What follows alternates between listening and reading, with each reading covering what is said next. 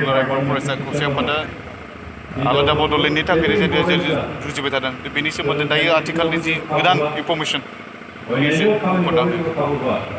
दुलाराय बर' फरायसा बर' माहारिखौ बुहुमाव गेरेमसा हारि महरै गायसननो थाखाय जोनोमनिफ्रायनो खामानि मावदों आरो गमामा बर' माहारिखौ बुहुमाव गेरेमसा हारि महरै गायसननांगौबा गिबियावनो जोंनो मोनसे बिथा नांग्रोगोन मानोना जोंहा राव दंखायो जोंहा थुनलाइ दंखायो जोंहा हारिमु दंखायो नाथाय आसामनि जि खुंथाय असमिया सरकार बेयो जोंनि रावखौ जोंनि हारिमुखौ गुबुन गुबुन बिथिङाव जौगानो थाखाय खाबु होआ बेनिखायनो संकसनिफ्राय सौदिया बर'फोरनि साहा जि ओनसोलाव बर'फ्रा रायजो जानानै दं गोदो गोदायनिफ्राय बे ओनसोलखौ आलादा रायजो बड'लेण्ड खालामनानै बे ओनसोलखौ जोंनो खुंनानै बे ओनसोलावनो बर'फोरनि राव थुनलाइ हारिमुखौ जौगाहोनानै पृथिबियाव भारताव सा सानजा भारताव मिथिजानाय बर' हारि दानायनि थांखिजों दुलाराय बर' फरायसाफोरा खामानि मावबोदों आरो सोमावसारबोदों सोमावसारनायनि फिथाइ बायदियै 1993 मायथाइयाव BSc मोनदों 2003 मायथाइयाव 1993 मायथाइयाव BSc मोनदों 2003 मायथाइयाव BTC मोनदों नाथाय BTCआनो बर'फोरनि गांनाय उखैनायखौ सुफुंनो हाया बेयाव थोजासे गोहो गैया थ' बिनिखायनो दुलाराय बर' फरायसा आफादा गुबुन गुबुन सोमावसारग्रा आफाद NDP progressive revolutionary action committee for Bodoland movement आरो UPP बे मोनब्रै हान्जाजों लोगो नांनानै फिन आरोबाव आसामखौ बुखावनानै बर'फोरनि थाखाय बड'लेण्ड रायजो नांगौ होननानै सोमावसारदों सोमावसारनायनि फिथाइ बायदियै दिनै भारत सरकारा आसाम सरकारा जों गोजोननो हाथाव बड'लेण्डनि गाहायाव मोनसे गोदान एरेन्जमेन्ट खालामनायनि बाथ्राखौ बुंबाय थादों नाथाय माबायदि एरेन्जमेन्ट खालामगोन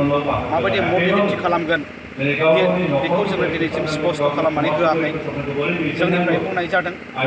जों गोजोननो हाथाव बर' हारिया गनायनो हाथाव बा बे एकर्डजोंनो बे एरेन्जमेन्टजोंनो बर' हारिनि थांना थानायनि रैखाथिनि लामाया क्लियार जायोबा सम थासारिखौ नायनानै गरायनो हागोन बे बाथ्राखौ बुंदों खिन्थु आसाम सरकार भारत सरकारनिफ्राय माबायदि एरेन्जमेन्ट खालामनानै होगोन बे खाथां जायाखै दिनै गुबुन गुबुन हेंथा हान्जा बर'फ्रा UTC होनदों UT होनदों बेबायदि UTC बा UT भारत सरकार आसाम सरकार बेबायदि मडेलिटि जेबो खालामथ'वाखै समा खिन्थागोन फैगौ माखासे समाव बर'फोरनि थाखाय बा बड'लेण्ड ओनसोलनि थाखाय आसाम सरकार भारत सरकारा मा एरेन्जमेन्ट खालामनानै होयो बेखौ समा बुंगोन बेनि अनगाबो बर' माहारिखौ गेरेमसा हारि महरै गायसननो दुलाराय बर' फरायसा आफादनिफ्राय बुंदों जे सोलोंथाइ बिथिङाव जौगानांगोन जोंनि इयुन जोलै फरायसाफ्रा फरायनांगोन आथिखालाव कुवालिटि गुन गोनां सोलोंथाइखौ गुरुत्व होयो बेनिखायनो गुन गोनां सोलोंथाइ लानो जोंनि फरायसाफ्रा आवगायबोनांगोन बेफार फालांगि खालामनो मोजां आबाद मावनो साइन्टिफिक मेथडजों आबाद मावनो जोंनि आबादारिफ्रा आवगायबोनांगोन मानोना साफ्रोमबो साख्रि मोना साफ्रोमबो प्रफेसार जाया साफ्रोमबो डक्टर इन्जिनियार जाया आबाद मावनानै बेफार फालांगि खालामनानैबो गावनि न'खरखौ गावनि संसारखौ गोजोन खालामनांगोन समाज बिथिङाव गोबां जेंना दं जोंहा उन्दै बैसोआव हाबा जानाय सेंग्राफोरनि ड्राग्स जानाय गुबुन हारिजों हाबा जानाय आरो खोमसि फोथायनाय जौ जुवा मेला बेफोरखौ फोसाबनानै गोग्गो समाज दानो हायोब्लासो बर' हारिखौ गेरेमसा हारि खालामनो हागोन बेफोर बिथिंखौ फोसाबनो थाखायनो दुलाराय बर' फरायसा आफादा खामानि मावदों आरो गमामा जोंनि हारिखौ गेरेमसा हारि महरै गायसनलांनांगौब्ला जोंनि गेजेराव फुटबल गेलेग्रा भलिबल गेलेग्रा काबादि गेलेग्रा बोरला गावग्रा गेलेग्रा सुबुं जोंनि गेजेराव ओंखारनांगोन सान्थौगिरि फिल'सफार बिगियानगिरि साइन्टिस्ट ससियेल साइन्टिस्ट समाज बिगियानगिरि बेफोरबो जोंनि गेजेराव ओंखारनांगोन होनबासो जों बर' हारिखौ गेरेमसा हारि खालामनो हागोन बेनिखायनो दुलाराय बर' फरायसाफोरा बेफोर गासैबो बिथिंखौ सिगाङाव दोननानै खामानि मावबाय थादों दाथ' गोदान सोलोंथाइ आयेन 2020 बियो भारताव फैगासिनो दङ बियो फैयोबा खहा जानायनि बाथ्रा गैया भारत सरकारा जि सिस्टेमखौ जोंनियाव जाबसिनगोन बेखौ जोंबो गनायनानै थांनांगोन मानोना बेवहाय ट्रेनिंनि बेबस्था थागोन गोबां बेबस्था थागोन बेनिखायनो जोंनि मिडियामाव खहा जानायनि बाथ्रा गैया मानोना जाय रावा 90 सिडुलाव सोखाबाय सिडिउल लेंगुवेज जाखाबाय बे सिडिउल लेंगुवेजआ जाखानाय रावा थैनायनि जेबो जाहोन गैया थैनायनि सोलाय जोंहा आसाम सरकारनिफ्राय NOC मोनखाबाय बा न' अबजेक्सन मोनखाबाय जे बर' मिडियामखौ क्लास 12 सिम लांनो हासिगोन थ' बिनि थाखाय बर' थुनलाइ आफादा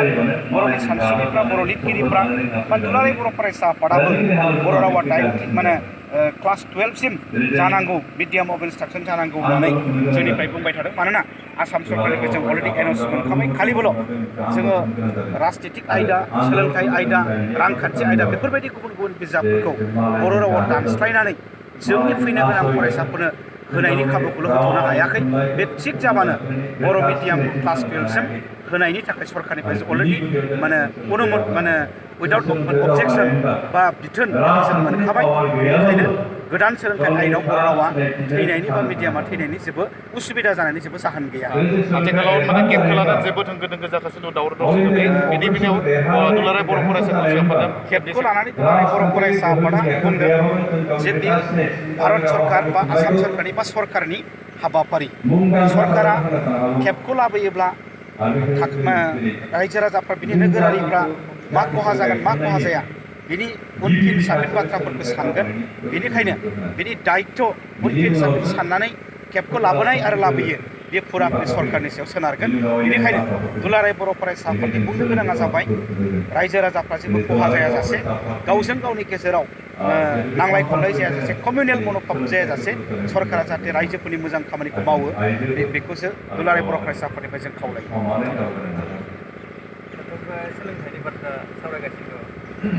दा बेनि गेजेराव जोङो नोजोर होबाय थादों गोबां सरकारि एलपि स्कुल बा हाइ स्कुल थैलांनायनि लामायाव आरो अलरेडि थैलांबायबो गार्जेनफोरा स्टुडेन्टनिबो आंखाल अबजार्भ खालामदों आरो नोंथाङा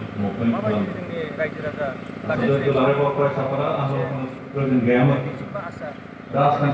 जोङो दुलाराय बर' फरायसा आफादनिफ्राय बुंदों जे RTA राइट टु एडुकेसन एक्टनि बायदियै 30:1 जि स्कुलाव 30सा फरायसा दं बे स्कुलावनो सासे फोरोंगिरि थानांगौ नाथाय जोंनि आसामाव बे RTAनि नर्म्सआ RTAनि नेमा बाहायजायाखै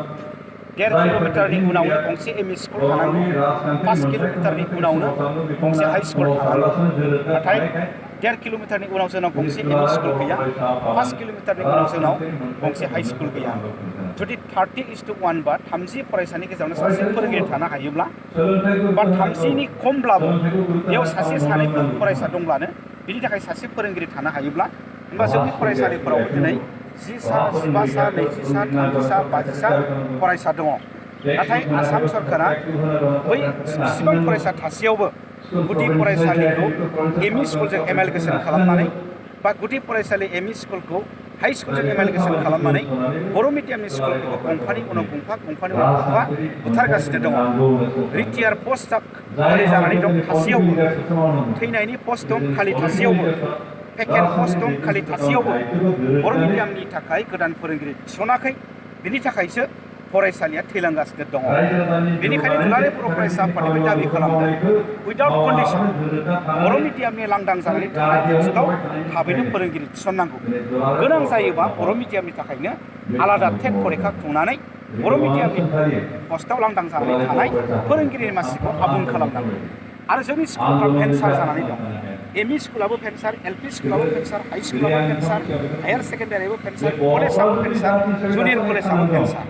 बै कलेज भेन्सार जुनियर कलेज भेन्सार हायार सेकेन्डारि भेन्सार एमइ एलपि हाइ स्कुल भेन्सार उइदाउट कन्डिसन बर' मिडियामनि स्कुलफोरखौ सरकारि खालामनांगौ जों दाबि खालामदों नाथाय दिनैसिमबो आसाम सरकारा बेफोर स्कुलफोरखौ प्रभिन्सियेलाइज खालामाखै मानोना डिब्रुगड़आवबो एसामिस मिडियाम दं जरहाटआव एसामिस मिडियाम स्कुल दं बबेबा डिस्ट्रिक्टआव जरहाट डिस्ट्रिक्टआव असमिया मिडियामनि स्कुल दङ बै जिल्लाफ्राव मानो भेन्सार स्कुल गैया जोंनियाव मानो इसेबां भेन्सार स्कुल दङ बेनिफ्रायनो जों बुजियो जे आसाम सरकारा बर' मिडियामनि स्कुलफोरखौ प्रभिन्सियेलाइज खालामनो गोसो गैया आरो बर' मिडियामनि पस्टआव लांदां जानानै थानाय मासिखौ सुफुंनानै फोरोंगिरि थिसननो गोसो गैया थ' बेनिखायनो दिनै गोदान मास्टार थिसननिखायनो बिटिसिनि बाहेराव नगाव मरिगाव बेफोर जिल्लाजों लोगोसे बिटिसिनि सिङावबो बर' मिडियामनि फरायसालिफ्रा थैगासिनो दं बिनि दायनिगिरिया सरकारानो बिनि दायनिगिरि